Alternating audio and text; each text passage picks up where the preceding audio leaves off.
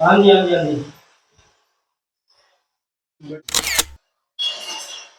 नमस्कार दोस्तों, एक ऐसा एग्जाम्पल, एक ऐसा उदाहरण आपके सामने लेके आया हूँ। जब किसी इंसान को एक जन्मजात से अगर कोई अपाहिज पैदा होता है या कोई घटना के दौरान वो उसका किसी शरीर का कोई एक अंग उसका अपाहिज हो जाता है, तो वो अपनी जीने की हिम्मतें छोड़ देता है वो। और जैसे कहते हैं हिम्मत मर्दा और मदद खुदा, कुछ ऐसा एग्जाम्पल आपके सामने लेके आ रहे हैं। सिरसा का एक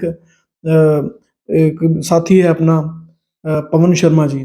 तो उन्होंने एक ऐसा एग्जाम्पल क्रिएट किया है, हिम्मत कभी भी नहीं हारनी चाहिए। शरीर के साथ कुछ भी हो जाए, कैसी भी बीमारी लगे, कैसा भी दुर्घटना हो, कभी हिम्मत नहीं छोड़नी चाहिए। और ऐसे लोगों को देखकर हमें खुद प्रेरणा लेनी चाहिए और जिंदगी को जीना चाहिए।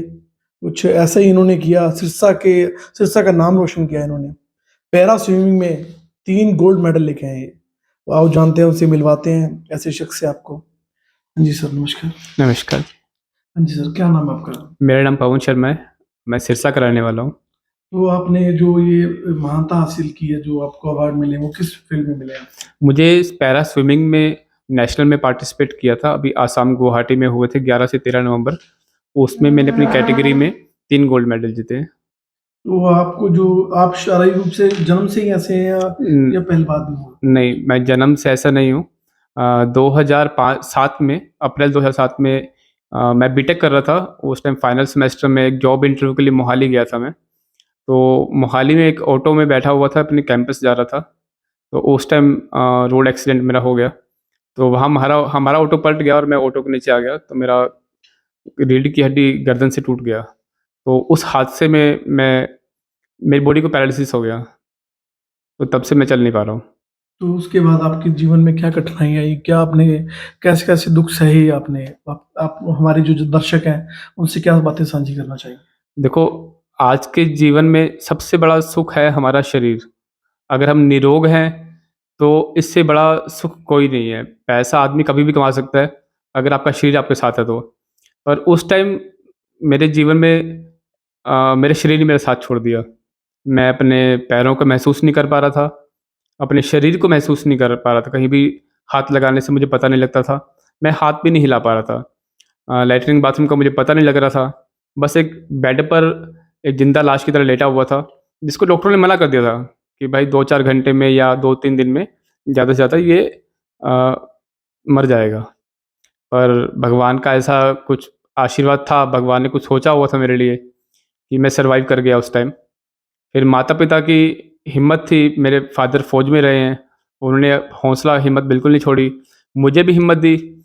मेरी मम्मी ने जो उनकी तपस्या ही थी वो कि मैं उस हादसे से ज़िंदा लौट पाया मैं। तो उनकी हिम्मत से मैं आगे बढ़ता रहा। उस टाइम 7 साल मुझे लग गए थे, 7 साल मैं एक कमरे में एक बेड पे लेटा रहा हूँ। मेरे मम्मी-पापा ने ही मेरा सब कुछ किया। उस टाइम मैं सिर्फ़ बोल पाता था और कुछ भी नहीं। तो उसके बाद आपको कैसे लगा अभी ज़िंदगी जीनी चाहिए? 7 साल में पहले 3 साल मैंने बहुत मेहनत किया, रिहैब किया, एक्सरसाइज़ किया, पर जब लग रहा था कि अभी कुछ नहीं हो पा रहा था, मैं टूट गया था। अगले 4 साल मैंने अपने जीवन को बिल्कुल बर्बाद कर लिया था। दारू पीना, रोज़ दारू पीता था मैं, सिगरेट पीता था। अपने आप को ख़त्म करने की पूरी कोशिश की थी मैंने। पर जब दिख रहा है कि पवन तू ख़त्म नहीं हो पाएगा, तू नहीं मर पाएगा, भगवान तुझे नहीं मरने दे रहे हैं, उन्होंने कुछ सोचा हुआ है तेरे लिए। बस मैं वो चीज़ नहीं समझ पा रहा हूँ, मैं वो चीज़ नहीं कर पा रहा हूँ। तो फिर मैंने एक प्रयास किया, ठीक है, अब मैंने अपनी करके देख ली है, अब मैं जो ईश्वर ने मेरे लिए सोचा हुआ है, अब मुझे उसके लिए कुछ करना है। तब मैंने फिर से अपना एक हिम्मत बढ़ाई, अपना ड्रिंकिंग हैबिट छोड़ा, अपना सिगरेट हैबिट छोड़ा और मैं दिल्ली रिहैब करने के लिए गया। तो दिल्ली में रिहैब के दौरान 2-3 महीने में ऐसा ईश्वर का आशीर्वाद रहा कि मैं अपने सारे काम खुद करने लगा। फिर मुझे अपने कामों के लिए अपने पेरेंट्स की ज़रूरत नहीं पड़ती थी और वहाँ फिर मैं रग्बी के लिए सेलेक्ट हुआ। अपना इंडिया खेलने गया मैं, इंडिया से बाहर इंटरनेशनल खेलने गया, इंडोनेशिया खेलने गया था मैं। तो वहाँ से मेरा स्पोर्ट्स जर्नी शुरू हुआ। तो जो यूथ है नशे की तरफ जा रहा है, जी, ज़िंदगी ख़त्म कर रहा है, जी। हष्ट-पुष्ट हैं और तंदुरुस्त भी हैं लोग, और नशे को अपना प्राइमरी अपना एक आदत मान रहे हैं वो। अपने जीवन को चलाने के लिए नशे का सहारा ले रहे हैं। तो आप उनको क्या कहना चाहेंगे? देखो, हमारा ना लाइफ़स्टाइल ऐसा हो गया आज के टाइम में कि हम बहुत जल्दी किसी चीज़ से एक्साइट हो जाते हैं और बहुत जल्दी उस चीज़ से मन टूट जाता है, डीमोटिवेट हो जाते हैं। और जब मन हम टूट गया है, हारना एक होता है नेगेटिविटी एक्सेप्ट करना बहुत आसान होता है, पॉजिटिविटी एक्सेप्ट करना बहुत मुश्किल होता है। तो नेगेटिविटी भरी पड़ी है हमारे आस-पास। नशे करने की बहुत सारी चीज़ें हैं आस-पास और वो हमें कुछ समय के लिए ना हमारे जो दर्द तकलीफ़ में हैं हम, उसे बाहर निकाल देती हैं। पर वो बहुत टेम्परेरी होता है वो और जब हम उसको शुरू करते हैं फिर हम उसके आदी हो जाते हैं। हम मजबूर हो जाते हैं उस चीज़ को करने के लिए। उस टाइम अगर हमें कोई अच्छी मोटिवेशन मिल जाए, कोई अच्छा साथ मिल जाए या हम अंदर से इतने डेडिकेटेड रहें कि नहीं, मुझे कोई चीज़ तोड़ ही नहीं सकती है।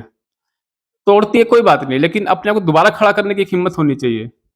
मैं भी डिमोटिवेट होता हूँ, मैं भी मन उदास होता है, अकेला बैठता हूँ, लेकिन फिर से आज हो गया है, कल एक नई एनर्जी के साथ में स्टार्ट लेता हूँ और ऐसा डेली करता हूँ, क्योंकि मेरी डेली एक्टिविटीज़ ऐसी हैं कि लोगों को तैयार होने में, फ्रेश होने में 5-10 मिनट लगते हैं, मुझे 2 घंटे लग जाते हैं। तो लेकिन बस डेली टूटता हूँ, डेली शुरू करता हूँ और प्लस-प्लस करते-करते फिर आगे बढ़ रहा हूँ मैं भी। जो लोग सोचते हैं नशे से नहीं निकला जा सकता, ज़िंदगी को ख़त्म मानते हैं अपनी ज़िंदगी को, उनके लिए एक अच्छा एग्ज़ाम्पल जो शारीरिक रूप से सही भी नहीं है, स्वस्थ भी नहीं है और फिर भी इतना एफ़र्ट्स किए हैं अपनी ज़िंदगी को बदलने के लिए, उनको कुछ अच्छा मैसेज देने के लिए आज ये एक्सक्लूसिव इंटरव्यू कर रहे हैं हम और भी आप दर्शकों को क्या कहना चाहेंगे?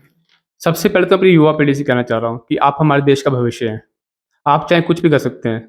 हमारी सोच ही है जो हमें आगे ले जाती है। बस आपको अपनी लाइफ़ में एक डिसिप्लिन लेके आना है। ईश्वर पे विश्वास रखिए और थोड़ा-सा विश्वास खुद पे रखिए।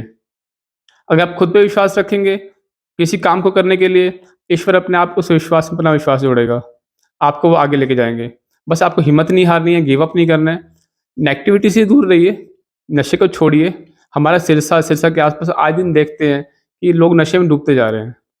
तो बस इस चीज़ से दूर रहिए, अपने सपनों को, अपनी सोच को आगे बढ़ाओ, उस पे मेहनत करो और जिस दिन आप मेहनत करेंगे, आपने जितनी भी मेहनत पीछे की है, ईश्वर हर एक मेहनत का आपको फल देगा और कई गुना बढ़ा के देगा। मुझे मिला है और आपको भी मिलेगा। आपने सिरसा का नाम रोशन किया, सिरसा को का नाम स्वर्णिम अक्षरों में लिखवाने का काम किया। तो आपको आप बधाई के पात्र हैं और हरियाणा सरकार आपको इसके लिए क्या-क्या बेनिफिट दे रही है? सहायता कर रही अ है आपकी? देखो अभी जो हमारे टूर्नामेंट्स हो रहे हैं, वो बहुत अच्छे लेवल पे हो रहे हैं। हमारे पहले इतने अच्छे नहीं होते थे, लेकिन जब से बीजेपी की सरकार आई है, इन्होंने बहुत पहले कांग्रेस की सरकार ने बहुत किया है, पर अभी थोड़ा अलग क्या हो गया है कि हमारे प्राइम मिनिस्टर खुद हमारा हौसला बढ़ाते हैं। हमारे जो प्लेयर्स अभी पैरालंपिक में जो ओलंपिक खेलने गए थे, फिर एशियन खेलने गए थे, कॉमनवेल्थ गए थे, वो खुद उनसे मिलते हैं, हौसला बढ़ाते हैं। पर कुछ चीज़ें हैं, कुछ जगह हैं जहाँ पे उनको काम करना है, मुझे लगता है ज़रूरी है। अभी वो जगह क्या है कि नेशनल्स के में हमें हरियाणा गवर्नमेंट से कैश अवार्ड मिलता है। पर वो कैश अवार्ड इतना काफ़ी नहीं है कि हम अपना उसमें ट्रेनिंग भी कर लें, अपने खर्चे भी उठा लें। जीतने के बाद बहुत पैसा मिल जाता है, पर वो पैसा उस टाइम काम नहीं आता है। हमें पैसा चाहिए जीत से पहले, ट्रेनिंग के दौरान पैसा चाहिए। हमारी ट्रेनिंग में जो औज़ार है, जैसे व्हीलचेयर है मेरी, अब व्हीलचेयर टूट गई है, मैं यहाँ से वहाँ तक नहीं जा सकता, गिर जाऊँ उस पे, तो क्या उसका वो हो जाएगा, चोट लग जाएगी। तो हमें ऐसा है कि नेशनल्स बेस पे जैसे राजस्थान गवर्नमेंट जॉब देती है, नेशनल में कोई भी मेडल आता है, तो हमें भी एक जॉब का प्रावधान किया जाए। हमें नेशनल के उस पे स्पोर्ट्स कोटे में जॉब दी जाए और दूसरा ये कि हमारी जो बीमारी होती है, चोट होती है, इनमें बहुत ज़्यादा पैसा लग जाता है। तो हमें आयुष्मान योजना के अंतर्गत हमारा पंजीकरण किया जाए और हमें आगे ताकि हमें फ्री इलाज मिल सके। जो एफर्ट्स पवन जी ने आज तक की हैं, जिस तरह ये अपाहिज होते हुए भी स्विमिंग करते हैं और जो गेम्स वगैरह खेलते हैं, उसकी वीडियो इस वीडियो के अंत में दिखाई जाएँगी आपको, ताकि आप सबका हौसला भी बढ़ेगा ये देखकर और जो लोग शारीरिक व मानसिक रूप से बीमार हैं, उनको एक बहुत अच्छा मैसेज मिलेगा और इस वीडियो को ज़्यादा से ज़्यादा शेयर ज़रूर करना, ताकि जो लोग हौसला हार चुके हैं, ज़िंदगी जीने की हिम्मत छोड़ चुके हैं, उनको ज़िंदगी जीने का एक नया सहारा मिले, नई किरण मिले और हम धन्यवाद करना चाहेंगे ऐसे साथियों का, जो उनके लिए एक एग्ज़ाम्पल क्रिएट कर रहे हैं, उनको एक मोटिवेशनल पावर मिलेगी इससे। इस वीडियो के बारे में आपकी क्या राय है? इस वीडियो को ज़्यादा से ज़्यादा शेयर कीजिएगा और इस वीडियो से आपको क्या सीखने को मिला, ये ज़रूर बताइएगा। धन्यवाद।